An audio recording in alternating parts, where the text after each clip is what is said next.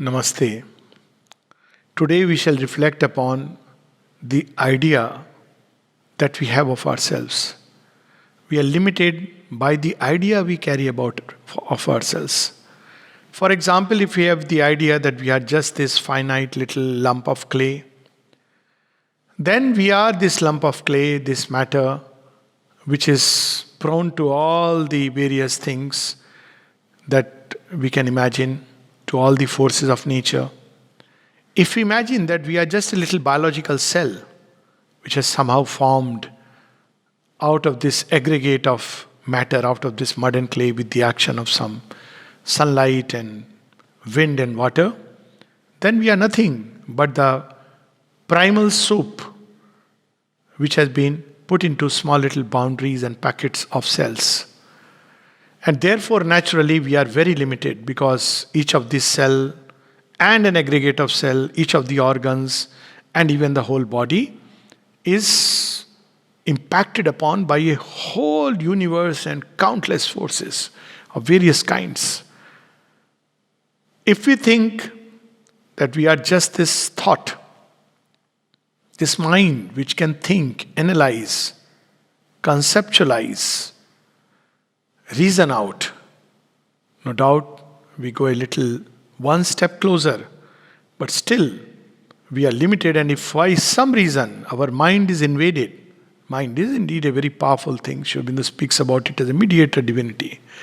But if our mind space is occupied by doubt, by fear, by anxieties, if the mind is paralyzed, then the entire structure, edifice of matter and cells, the body, the organs, they all begin to crumble. Mind skips the switch and everything begins to take that form. So what is it that we should conceptualize ourselves? What is the highest conception that we should have of ourselves? Of course, we should realize it, not just conceptualize it. But all realization begins by conception. And the greatest conception that has been given to man, whether in the west or east, only thing is that in the Western context, the mysticism has been replaced by religion and therefore it is forgotten. The big problem of this kind of religion is that there is an unbridgeable gulf between man and God. So man, he is a sinner, he is a limited entity, he is a limited being. And the only way he can be redeemed is after death by some great God out there, if he accepts to be under his fold. And to be under his fold means to accept a certain belief system. It means to follow certain outer practices. And then after his death, nothing much he can do while he's in his lifetime, but after his death, he may be raised either to heaven or he may be sent to eternal damnation and hell. But the Eastern conception, which was also the Western mystic conception, but as I said, unfortunately, the mysticism and spirituality in the Western context has been lost to religion. Whereas in the Indian context, it has been alive because of a lineage of masters. So what is the Indian conception? The Indian conception is, O man, arise, awake, thou art Brahman indeed. Thou art the infinite. Thou art the eternal. Thou art not just this limited body. Even if the body were pierced, yet thou shalt be conscious, fully alive, in delight, inwardly fully alive. In the Indian conception, it is whether I live or die, I am. And this state can be so powerful that it can have an impact and impress even upon the body, the cells, this aggregate that constitutes us. We are not this, but this is an instrument. Now, the difference is in one conception, the body is me. Imagine an instrument thinks it's me. So it is not cared for, it is lying. Somebody picks up and uses it. Another person comes up and uses it. So we are identified with the instrument and therefore all kinds of forces use us. Today the force of desire, tomorrow the force of anger, third day the force of joy, fourth day the force of grief, fifth day maybe something known as the divine, something which is higher and beautiful. Fifth day it is the subconscious which uses it. So we are like an idle instrument which anybody can use. But if we take this instrument and surrender to the divine, that you alone use it, maybe a pen or a sword or a flute, it is yours. Or maybe just a piece of paper. You use it, Lord. And then this body becomes an instrument for the divine manifestation. So it is not just that I am Brahman within, but this body, this mind, this life, this heart is to be a faithful servitor of the divine. And then the whole thing changes. The tables are turned. And we are no more a helpless being, creature, defending oneself by the strength or weakness of our own egoistic tendencies, surviving or dying depending upon what is the sum total of our constitution, but someone who goes safely through life because we are surrounded by the divine presence, because we have surrendered this instrument in the hands of the divine. This is what we have to remember. This is what we have to live.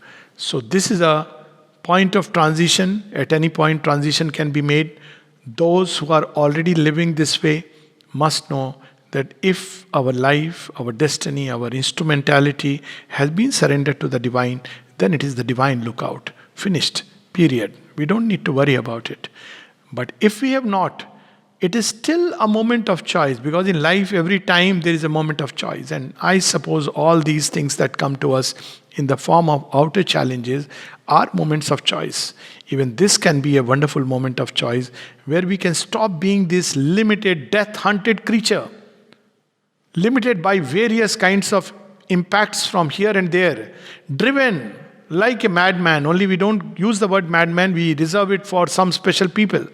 Though, if you really look at our life, inner life, what a jostle and jumble, like a public square, our mind is constantly jumping from one thought to another, completely contradictory. If you look at our life, passions now flowing in this direction, now another, the body impacted by all the forces, then it is veritably a madhouse. But this is a moment of choice, and if in that moment of choice, even in the midst of danger and difficulty, if you can suddenly make this grand act of surrender, Lord, my life is thine. Make it thine. Up till now, I have not lived it this way. I have lived like a fool. The divine is not going to question us, oh, last minute you are going to surrender. No. He rather accepts us just as we are. All that he sees is whether this surrender is truly sincere or not. It is called in the Gita as the prarthana, arth prarthana, in that state when we are confronted with danger and we suddenly say, my life is thine, take care of it. And then we come out, and all that we need to do then is to keep renewing this act of surrender, to make it grow in each and every detail of our being. And then we can walk through life without the least fear, as Shivinda puts it, to walk through life armored against all fear, peril and disaster. Only two things are needed. Two that go always together: the grace of the Divine Mother, and from your side, an inner state made up of faith, sincerity, and surrender. So instead of trying to keep analyzing the difficulty and letting it run into our heads, let us pray and aspire to grow in faith, to grow in sincerity, and to make our surrender more and more complete, more and more entire. Namaste.